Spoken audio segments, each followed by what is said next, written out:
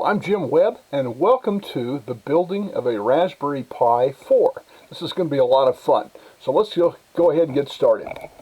So what you're looking at now is all the cool stuff that goes into a Raspberry Pi. Now, what I've done is I've laid out the parts.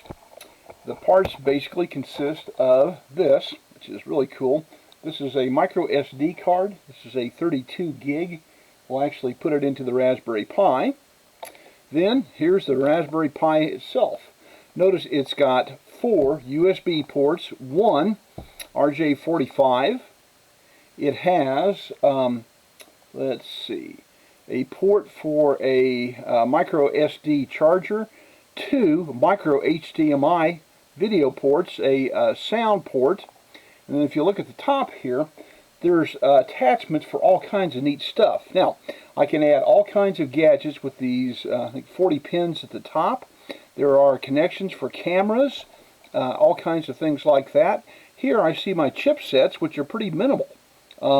It's a cool one. Now, what you don't see is this has a quad-core processor. It has 4 gigabytes of DDR4 RAM, which makes it a pretty powerful little computer. Now I'm going to put this down and I'm going to show you the rest of it. To put this together, all I have to do is take the micro SD card and I'm going to place it into the socket, which is right here. It's on the bottom. The micro SD card will face up, of course, and I just push that puppy in and it's seated. There we go. I've just created it. Now, the next thing I'm going to do is I'm going to put it in a case to make things a little bit easier to work with. And this case is actually one of my favorites. I simply snap it in, and let's see. I can do this wrong a lot of ways, but I can only do it right one way. There we go. Should go like that. Try not to push on any chips. We know that's bad from the other hardware classes. And if I do this right, it should just snap right in there. If I do it wrong, it won't. There we go.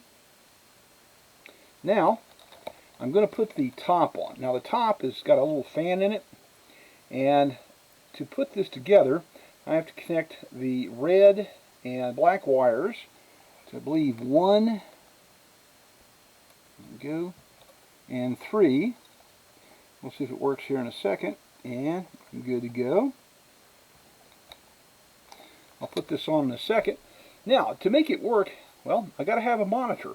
And we're very lucky in that ITSC's provided me with these great tools. And here is the cable. This is a micro HDMI, and it's going to go right here. Make sure I line this up right so I don't crush anything. If you do it, I'll get mad. Okay, and plug it in. Then I need power. Now the power is basically a big charger for a cell phone. Now this is the new type of USB, USB-C. So I'm going to place that in here. And what you're seeing now is I have a little red light coming on. If things go well, I should see my screen popping up here. And it just did. And I can see little Raspberry Pis at the top. Then what's going to happen? Glare there. There you go. Oh, look at that. There's my Raspberry Pi 4 displaying everything. Now I need to communicate with it, so I've got another gadget for that. And this is one of my favorites. This is a micro keyboard. Basically, all I've got to do is take this, pop the back off, pop out, not the battery, a little micro USB device. I'm going to place that into the USB port. There we go. Take but a second. There we go. Then, make sure the battery's in. And I'm going to place back on, turn it on, and with any luck, I should have a mouse. You can see right here, I've got the mouse moving. There you go. Cool. And it's got left, right mouse buttons, all kinds of good stuff. So I just built it. The last thing I'm going to do is make sure everything's connected and working. I'm going to make sure that the fan comes on. I'm not seeing it on currently, so I did something wrong. Maybe it's 1 and 4 here. It's hard to remember.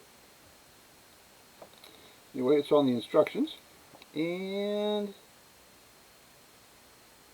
1 and 3. Alright. Then all I've got to do is place this on the cap. Then I place this on top of it. And I've got a fully functional computer.